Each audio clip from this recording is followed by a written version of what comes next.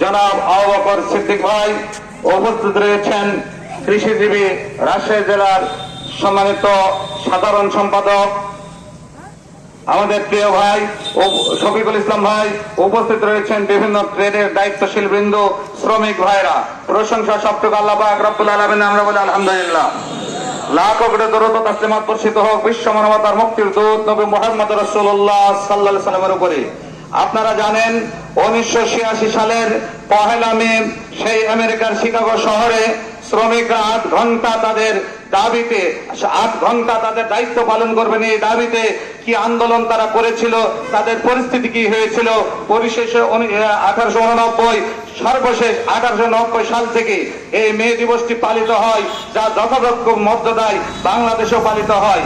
কিন্তু এই পর্যন্ত আমরা লক্ষ্য করেছি কোন এই দেশের 64টি জেলার কোন জায়গায় কোন কলকারখানায় কোন শ্রমিকরা এখনো তাদের ন্যায্য অধিকার ফিরে পায়নি। বিশ্বনবী জনাবে মুহাম্মদ রাসূলুল্লাহ সাল্লাল্লাহু আলাইহি সাল্লাম বলেছেন, শ্রমিকরা তোমাদের মতোই মানুষ, আমরা যেমন ভাই তারাও তোমাদের ভাই। তাদের শরীরের ঘাম শুকানোর পূর্বেই তাদের ন্যায্য অধিকার তোমরা তাদের ফিরিয়ে দাও।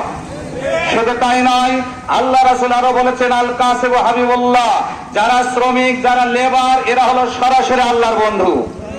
তাহলে যারা শ্রমিকদেরকে গুলি করে হত্যা করে, শ্রমিকদেরকে গলা টিপে তাদের অধিকার করে বলতে দেয় না, এরা কিন্তু আল্লাহর বন্ধু হতে পারে না, বরং আল্লাহর বন্ধুদেরকে এরা গলা টিপে ধরে। আসুন, বাংলাদেশ শ্রমিক কল্যাণ ফেডারেশনের জন্মই হয়েছে শ্রমিকদের অধিকার ফিরে নিয়ে আসার জন্য।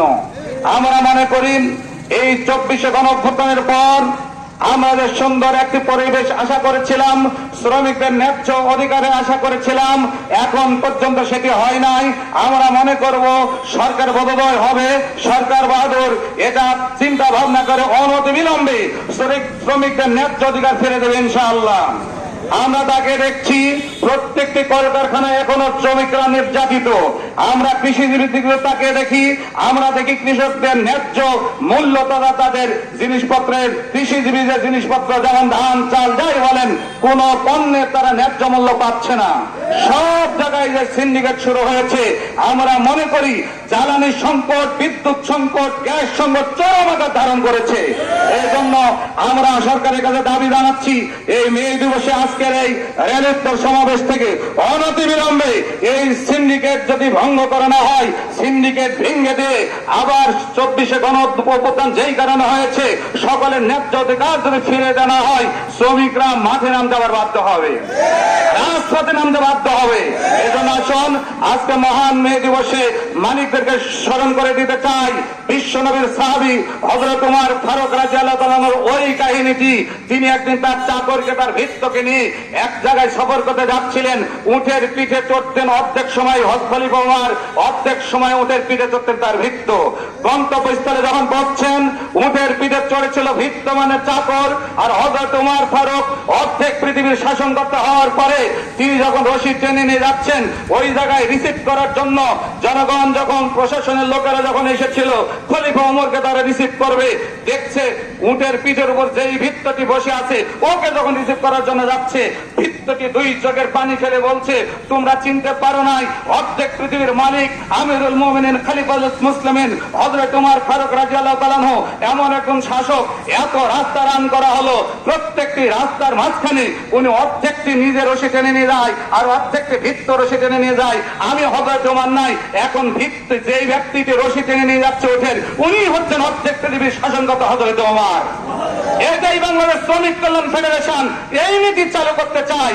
ড্রাইভারের যা মূল্য, ওই গাড়ির মালিকেরও তাই মূল্য, কলকারখানার মালিকের যা মূল্য, শ্রমিকেরও তা মূল্য। আমি সবশেষে বলতে চাই, বিশ্বনবী জনাবে মুহাম্মদ রাসূলুল্লাহ সাল্লাল্লাহু আলাইহি ওয়াসাল্লাম বলেছেন, উত্তিলাত ফিল জান্নাত ফারাইতু আকসার আহলিল ফুকারা। আমি যেদিন জান্নাতের মধ্যে বেড়াতে গিয়েছিলাম মেরাজের রজনীতে, আমি দেখতে পেলাম অধিকাংশ যতগুলো জান্নাতি তারা অধিকাংশই হলো শ্রমিক শ্রেণীর লোক, গরিব মানুষ। এই জন্য শ্রমিকদের অধিক এবং গণপ্রজাতন্ত্রী বাংলাদেশ সরকারের কাছে জোর দাবি জানাচ্ছি, শ্রমিকদের ন্যায্য অধিকার অবিলম্বে ফিরে দিতে হবে। তাদেরকে যেন রাস্তায় আর নামতে না হয়, তাদের 8 ঘন্টা না হলে অবশ্যই তাদেরকে ওভারটাইম ডিউটির জন্য আলাদা মূল্য দিতে হবে। তাদের ছেলে মেয়েদের পড়াশোনার ব্যাপারে বেতন হবে, তাদের কাজ শিক্ষা খাতে তাদের কার্ডের ব্যবস্থা করে দিতে হবে, সকল ক্ষেত্রে শিক্ষা এবং স্বাস্থ্য খাতে তাদের কার্ডের ব্যবস্থা করে দিতে হবে, সকল ক্ষেত্রে শ্রমিকরা যেন তাদের ন্যায্য অধিকার ফিরে পায়, এই আহ্বান জানিয়ে সকলের সুস্বাস্থ্য দীর্ঘ কামনা করে মোহনপুরবাসীকে ধন্যবাদ জানিয়ে আমার আলোচনা আজকে এখানে শেষ করছি। আসসালামু আলাইকুম ওয়া রাহমাতুল্লাহি ওয়া বারাকাতুহু। আলহামদুলিল্লাহ, ধন্যবাদ জানাই সম্মানিত প্রধান উপদেষ্টা বাংলাদেশ শ্রমিক কল্যাণ ফেডারেশন মোহনপুর উপজেলার